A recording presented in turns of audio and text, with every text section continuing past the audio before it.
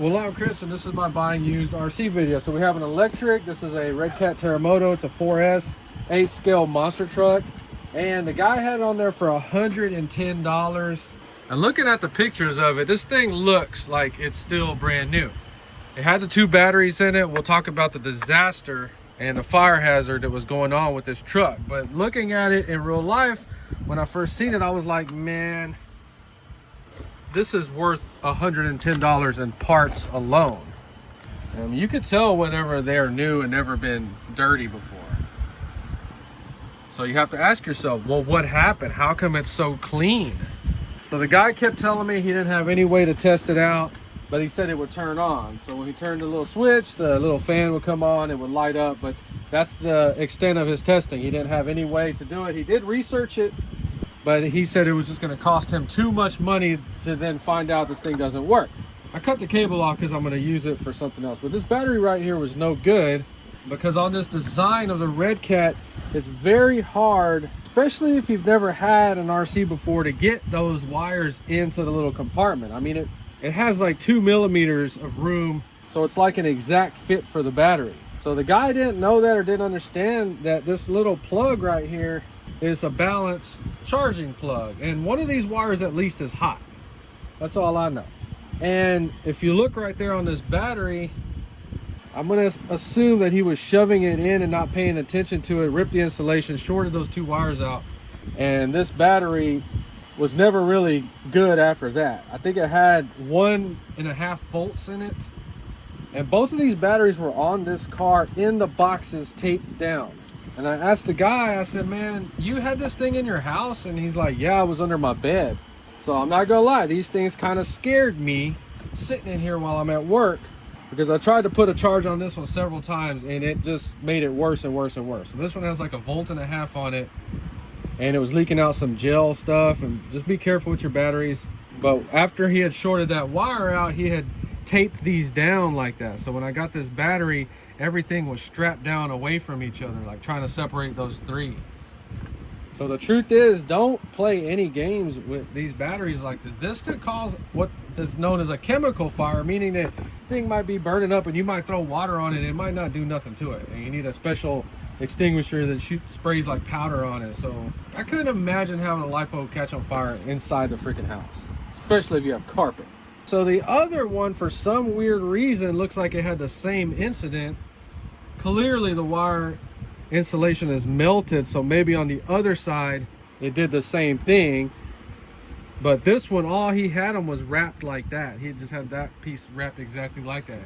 These were sitting in the truck in the guy's house under his bed. This battery's still good right here, and we're just going to try to put another little balancing plug on there. But the problem is I only had 1 battery. These are $40, and I really didn't feel like starting to change plugs and cables. I really don't like doing that. What's crazy is I went on OfferUp and a guy had these 2 batteries right here, $50. He charged them up and checked them out for me. Everything was really good. So I went and got these today, and we're gonna see if this thing works.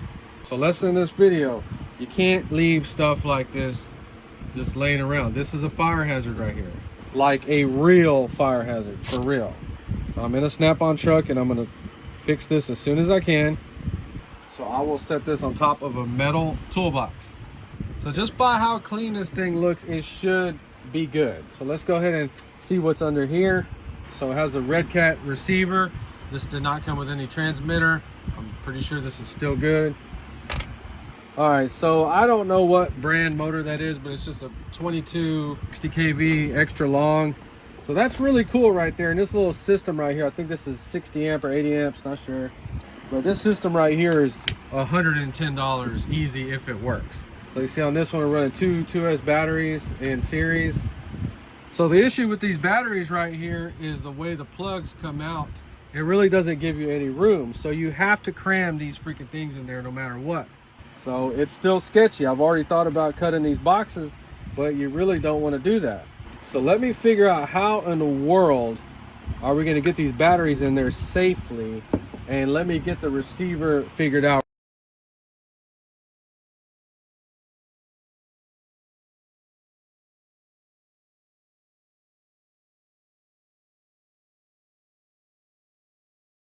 So I kind of understand how the guy shorted them out, because for some reason you feel like the battery leads need to come out on this side, but they actually trick you. If you look, we have two little cutouts, and it actually gives you room to put them in on the back side. So even I at first was trying to get them through here, and that was just too much of a bind. So maybe the instructions say that, I don't know. So the little receiver box is only giving you room for a smaller receiver. I don't even think this one will fit in there. I mean, you can make it fit, but you're not going to have room for your switch.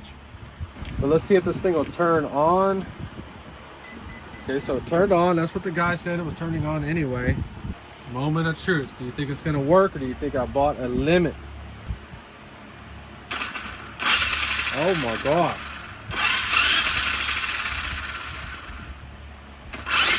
Oh my God. Oh my God. All right, so that's 4S. So the steering servo sounds very healthy on here. I'll show you what it is. That's a good sign for me, but not for the guy, because if the steering servo is good, oh my God, that means they didn't really run the truck or hardly ran it. So we got, just look at that, just a little bit of scrapes on it, probably from going up a curb, because we don't have any other damage anywhere on this car. So this is like a 9.8 out of 10, because look at this body right here. The body is perfect. He didn't even flip it over. That's insane. So this is like a brand new truck. And I'm going to go ahead and say that that's what happened. That he might have even shorted him out the first time he ran it. You know, you're all excited. These little covers are kind of sharp. Yeah, that's a hard plastic. That's not soft. And you know what's weird? My first RC car that I bought, I actually charged the batteries up. I was 12 years old. I remember it was a Radio Shack. It was advertised 29 miles an hour. And I took it out there. I turned, ran into a curb, and broke the wheel off. And back then you couldn't buy parts for those cars, because they were all cheap Chinese cars, but they were not hobby grade. They were all toy grade. So it was impossible. I went over there trying to buy a part. They just looked at me like I was crazy. The point is, it is possible that when you get a brand new one, you go out there and destroy it the first time or screw it up. I really can't believe how powerful that servo is. So the real reason I bought this is because I wanted to get a 4S system. Just wanted to get my hands on one. And we're going to end up putting it on this car temporarily and running this. So this is it's the same size as a 3.3 T-Max, but this is the brushless E-Max. So it shares all the same parts like the Nitro. And they would make this in 4S with the 2200 kV. It's silver. And then they would make a 6S version of this. And then they would go to the newer platform, which is, I guess, the Max or X-Max. I don't know, but one of those, the Max. So the E-Max body for this one is like $20, $29. You have to paint it, and then we'll bash it with this body on here. But yeah, I do want to have certain electrics, and I think the brushless E-Max is one to have. It should be pretty freaking cool. And we can just, at first glance, this alignment, you may not be able to see it. It's all over the place. This is straight line with the vehicle right here, this. So you can see that we have about 5 degrees toe in on the back. So then this one, it's not as bad. And then we have about 5 degrees negative camber. So this back wheel is all freaking screwed up. Try to run your car with crappy alignment on there. It has a mind of its own. It's going to be running and it spins out, or it stops, and you'll end up just driving it around like a 5-year-old, because that's all you can do. Okay, so now we're positive camber. Don't want that. It's a little bit more. All right, so we're at 0. That's where I put my back wheels. Yeah, so see, whenever we corrected the camber, it actually put even more on the toe end. So we need to fix this. So now let's do the rest of the wheels. Let's get this thing buttoned up to go test drive it finally. So I was running this on the pavement to test it all out. This thing does not like the concrete in any way whatsoever. This is a 100% off-road dirt, maybe grass. I hate running through grass. I never run anything through grass. But you see what we got over there? We got some like rocks and dirt. Let's go run it. Let's test this thing out for real and see what I think about this old car from 2013. Going about half throttle, just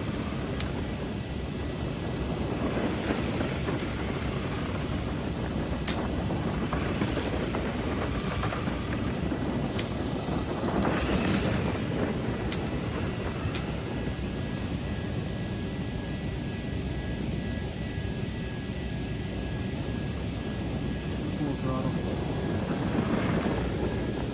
All right, cool thing about it, it doesn't want to flip over, so that's kind of awesome.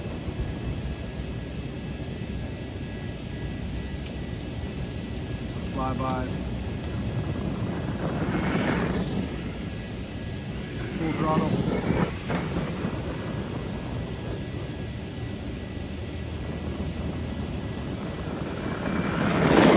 Ah, you bastard.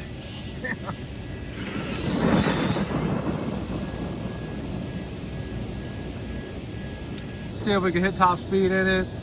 I was reading about it. It says it does 41. We're not going to GPS. I don't do GPS runs in the dirt. Yeah, it's pretty cool.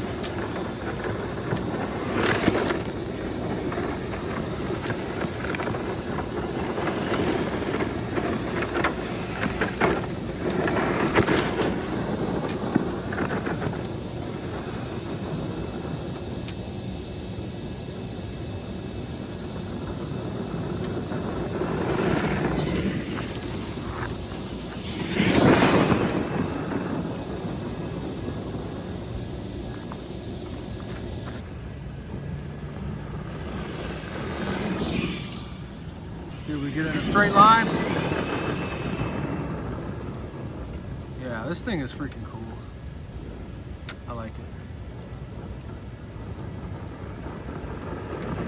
Yeah. Oh, damn.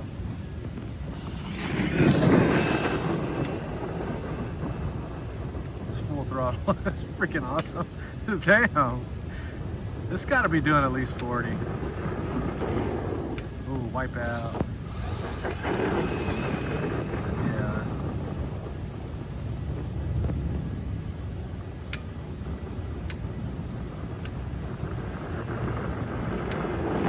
Let's just gear this thing.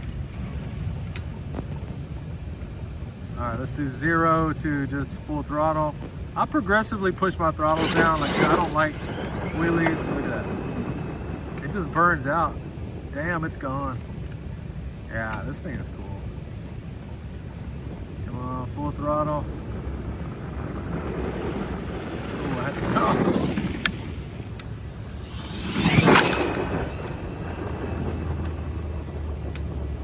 Yeah, damn.